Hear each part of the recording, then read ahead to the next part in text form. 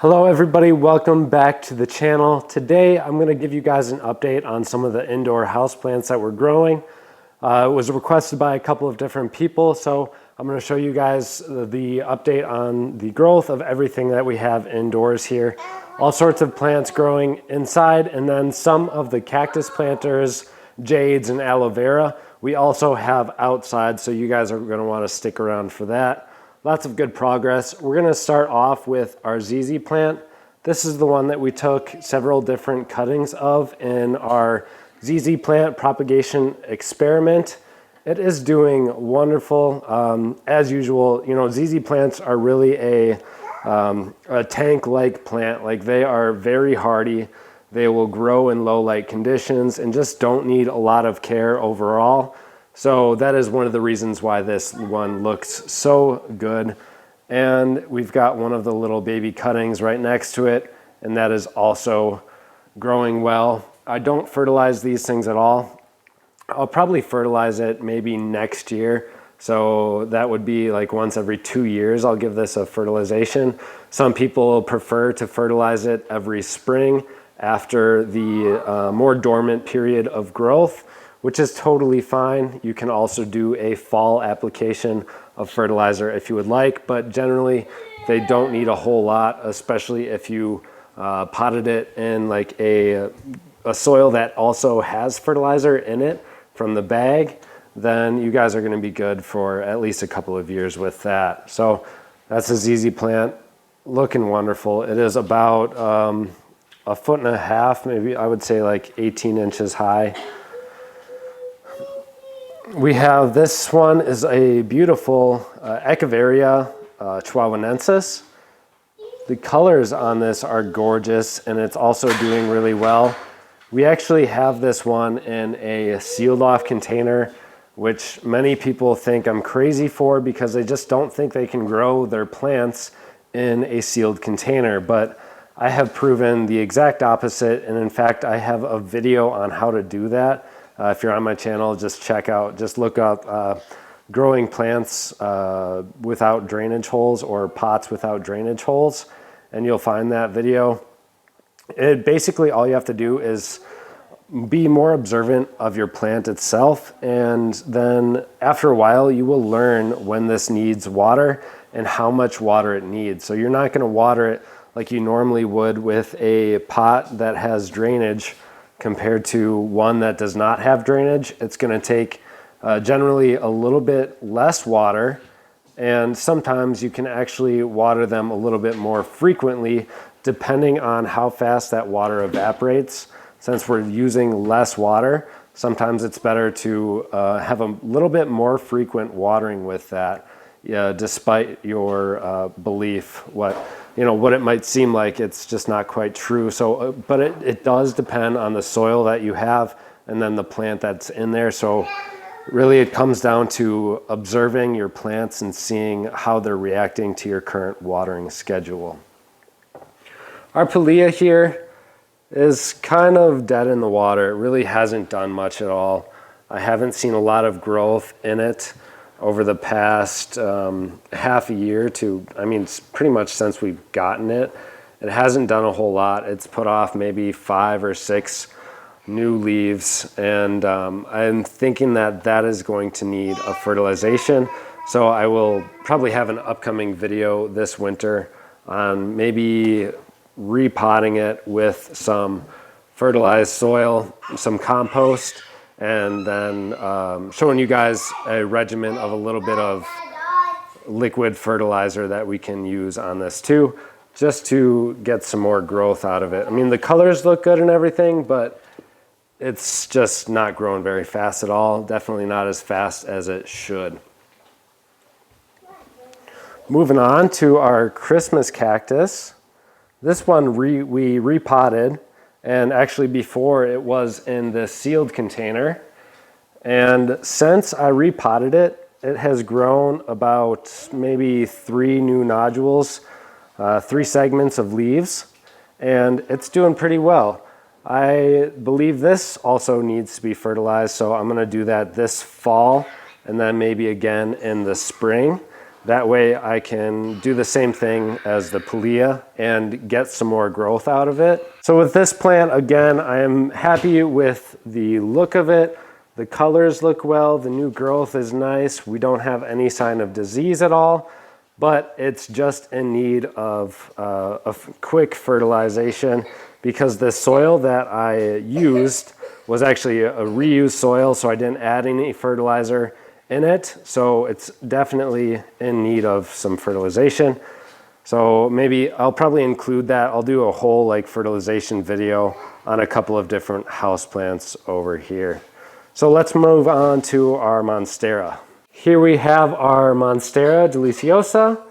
It is growing well. We haven't seen very many fenstruations, I forget what it's called, but where the leaves open up in that like Swiss cheese style. There's only that one so far, but I'm sure there are many more to follow as it continues to grow and get larger and larger. We had repotted this last year and it's doing pretty good ever since we did repot it. I don't have any complaints as far as this plant goes. I think it could grow a little bit faster, but it's probably just because I don't have enough light in its current location. So something that might help out with that is a grow light, but I really don't want one here in the kitchen. So I would rather see what we can do with the current light that we have, the natural light, and then the kitchen light that we have inside here, just to see how it does. And if it starts to suffer, then maybe I'll do something else with it. Maybe I'll move it downstairs with our houseplants as we set up that grow area later on in the future. But for right now, it's doing well over here. I want to get some propagations out of it. These little ones right here, these offshoots, I can propagate those. And then also like one like this, we've got several aerial roots sticking out of there. And that would be a great spot to take a cutting from and grow some more of these Monstera so I can have them around the house, just because I think they're beautiful plants to have. And I really, really do love this one. It's one of my favorites so far that I have. We've got a couple of Hoyas. One right here. We've got it right up on top of the fridge. And then right here, we've got another one. These seem to do great no matter where I put them in the house. Like, as long as they're not in a pitch black room or a really, really dark room, then they seem to get enough light to grow. So very, very tolerant of low light conditions. These Hoyas are another one in the category of very, very easy to take care of. The care regimen on these are next to nothing. So Hoyas like this are great to have in the house. If you don't have one already, I do recommend it for those of you who just can't seem to keep a houseplant alive. These Hoyas will take a beating and then will also come back from some neglect. Great compared to many other houseplants, so that's a good one. All right, let's move on outside and show you guys the houseplants that we have that are growing out there for the summer. So here in our backyard, we have all of our raised garden beds for our veggies for the next upcoming season. And then I've utilized the space to give some of these houseplants a boost before winter so they can get some good growth. And then we are also, if you saw our video on saving our aloe vera, is really interesting. This thing was almost completely dead, but we have resurrected it from the grave and it is doing really, really well now. We're seeing some fast growth on that. Let's just start over on this left side here. This is a fig, not a houseplant, but I just wanted to show you guys it since it's in the same location. We've got it growing in an airbag here, and I will be growing this for the next year in this grow bag. I'll probably plant it out in the ground in the year 2022. Up until that point, I'm gonna grow it in a bag so it's strong enough to withstand our winters. Even at that, the Chicago hardy fig is still probably gonna need some covering outside, so that's why I'm letting it grow a little bit larger before I put it into the ground. This, if you guys recognize, is our large cactus planter or succulent planter that we've got all sorts of varieties in. This is about in need of replantings and thinning out because everything is just growing so well. This is technically the back side of it. There, this is the front side. So we've got some lower cacti over here and some taller foreground cacti in the back. We've got Cholla cactus, Opuntia cactus. Not sure which ones these are. That's an old lady cactus right there. Short stubby one, old lady cactus. Sansevieria, and then pencil stick. So a large variety in here, and this thing has just been growing like crazy. They're all doing really well. I have had a couple of scares with this one because being outside, and then this container doesn't have any drainage either. So there's been a couple of times where all of a sudden we've got a ton of rain. It just completely soaked this. And then the next morning I found them just drenched in water with no way to really empty it out. So I just tipped the thing on its side and let the water kind of drain out and then evaporate. But, you know, they're doing okay. These things are getting really big.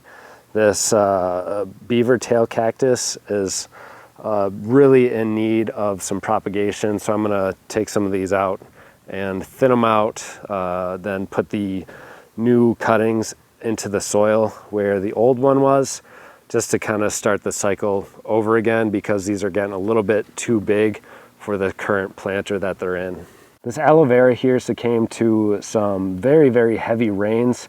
And in fact, it was probably sitting in water for about a week because while we were moving and everything, I just kept this at my mother-in-law's house, and because we just didn't have the space or I didn't have the time to take care of it.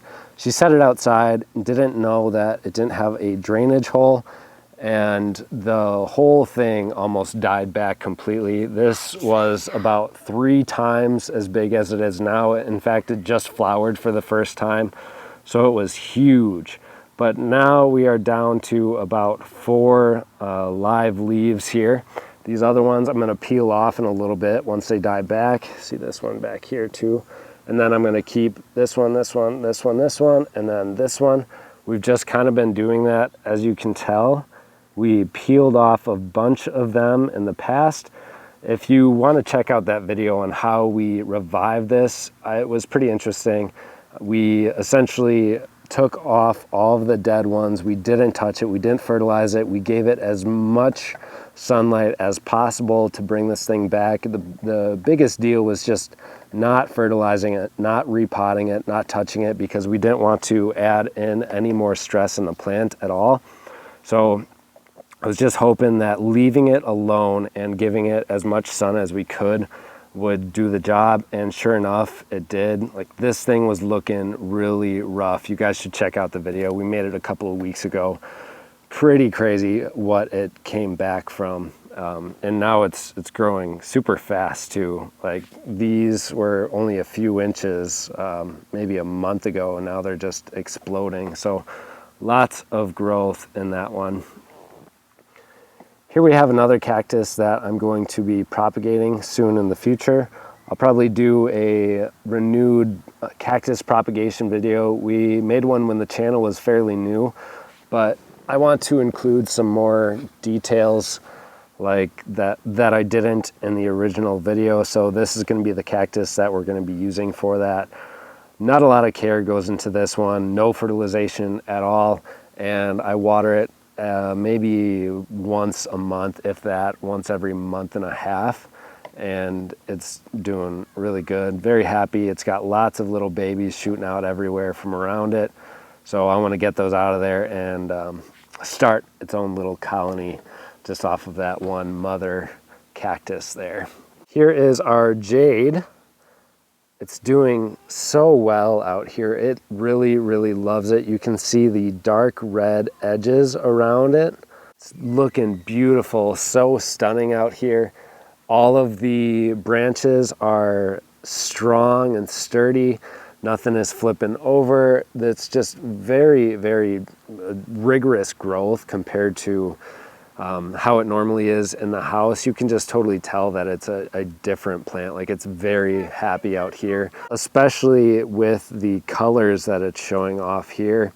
I wish we could have this outside for longer, but you know, this is gonna have to do. It's been outside for a couple of months now and it is really loving it. So I hope that gives it a good boost before winter time.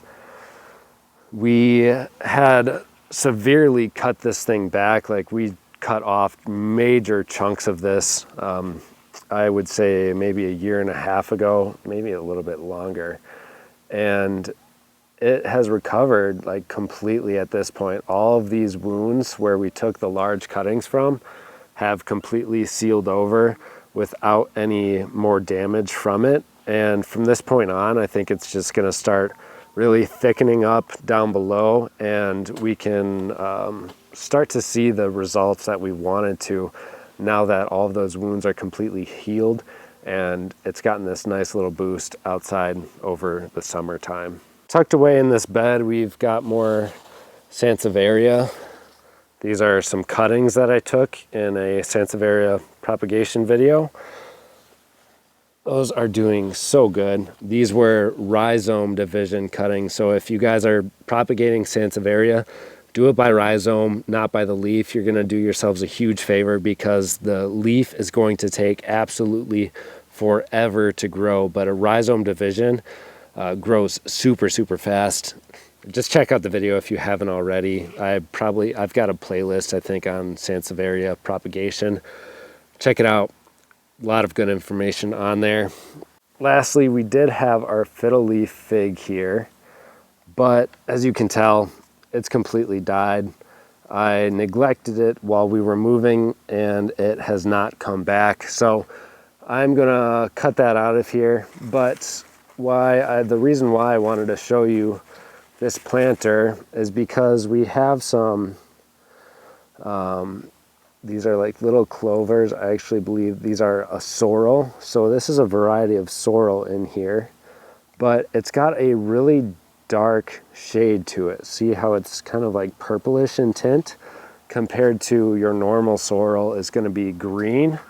These ones that I've seen growing in here are very dark. What I want to do actually is to continue growing these, see if I can get some seeds off of them, and maybe sort of like cultivate whatever this species is here, just because I think it's really attractive color compared to what normal sorrel really gives out. It's hard to tell in the video, but it's really got a deep purple tint to it, which I think is nice and could potentially be a little sort of ground cover in some of my houseplant pots. So a little experiment going on there. Guys, that is it for today's video.